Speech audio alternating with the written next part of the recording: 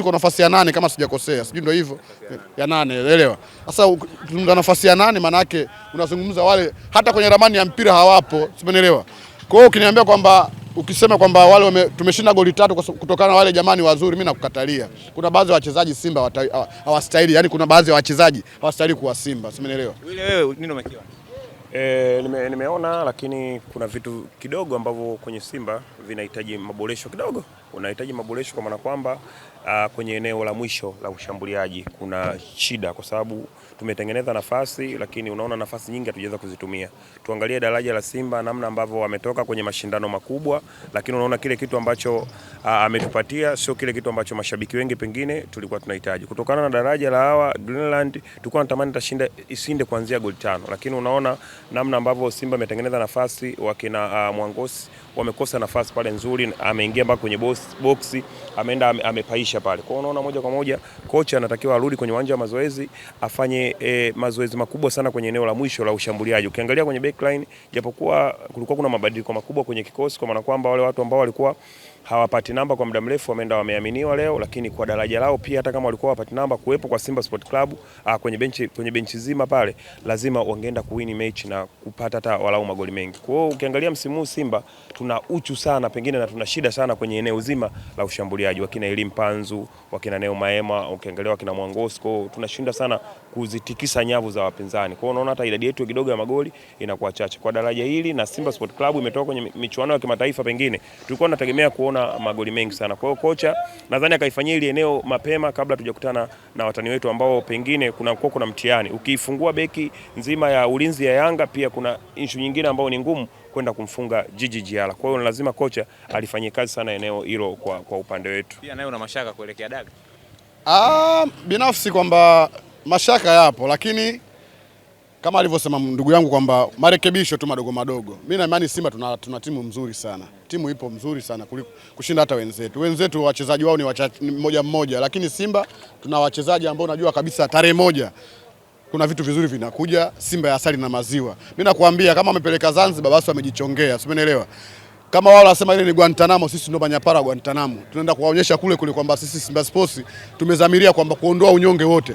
Tumeteseka sana, tumezalilishwa sana, tumesemwa sana, tumeambiwa kila aina ya maneno, lakini nakwambia tarehe 1 mwezi wa 3 ndio mwisho wa haya yote. Tutarudi hapa Tanzania bara na furaha tele na bashasha na tunatuna kabisa. Nakwambia kama wameondoka pale na kilio juzi, wameshinda goli 3, yani wameoga lakini hawajaenda mjini, na sisi tunaenda kuambia tunagusa pale pale walipoumia. Yani tarehe 1 ndio itakuwa mwisho wa yote haya kuendelea, kwamba sisi tunaitwa Viola, tunaitwa majina kibao, tumeelewa. Lakini niwaambie tu kwamba mashabiki wenzangu, tunaitia aibu klabu yetu. Hii ni klabu kubwa. Mashabiki hawaonekani kwenye mechi. Tujitokeze viwanjani kwenda kusupport klabu yetu. Simba si ya kwetu wenyewe. Kwa nini tusije kuisupport timu yetu? Kwa hiyo tunatia aibu kwamba kama umeipenda Simba, jitokeze uwanjani kuipa support klabu yako kama ilivyokuwa mwanzo, umeelewa? Tusiposhikamana, tusipapa support wachezaji, tunawavunja moyo, hawezi kufanya kazi ile ambayo ipasavyo. Wakiona kwenye majukwaa washabiki wako wengi, hata wale watafanya kazi kwa moyo, kwa jasho na damu. Kwa hiyo ni wasii tu mashabiki wenzangu kwamba mimi leo nimekuja hivi, sijajichora kwa sababu nimetoka Mwanza na ndugu yangu hapa, lakini tumewahi mechi. Yaani tumetoka Mwanza, tumefika saa 5 asubuhi. Tukasema bana, ndugu yangu, twende wapi? Uwanjani tukaisupport klabu yetu. Kwa yote mimi nawaambia kwamba Simba ya asali na maziwa tusubirie inakuja. Tarehe 22 tunacheza na Prison, tarehe 25 na Dodoma Jiji. Baada ya hapo sasa tuwaambie kwamba Yanga African Model Taarabu wakae mkao wa kula. Kama kwanza mimi hawajafeli. Watu wanasema Yanga kafeli, hajafeli Yanga. Malengo ya klabu ya Yanga African Model Taarabu ilikuwa kwa hatua ya makundi, umeelewa? Simba ndo kafeli kwa sababu malengo yalikuwa kutoka robo finali kwenda nusu finali ya klabu bingwa barani Afrika. Sisi ndo klabu pekee inapaswa kulaumiwa.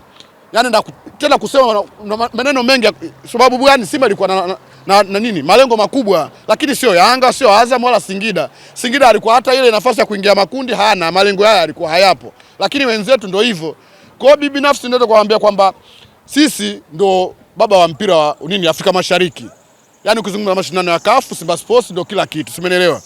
Yote kwa yote kwamba tuhakikishie kwamba msimu ujao tutarudi kwa kishindo ili kuja kuitetea bendera ya Jamhuri ya Muungano wa Tanzania. Wamezalilisha sana. Una point 5 alafu unarudi nyumbani. Yaani una point 5 mapema kabisa, umepata point 5 za dhuluma, lakini umeishia nyumbani. Zile point 3 tungezipata sisi mapema tu. Shehe wangu mimi nakwambia sisi tuko robo finali.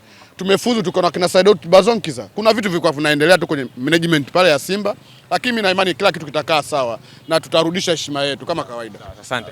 Asante.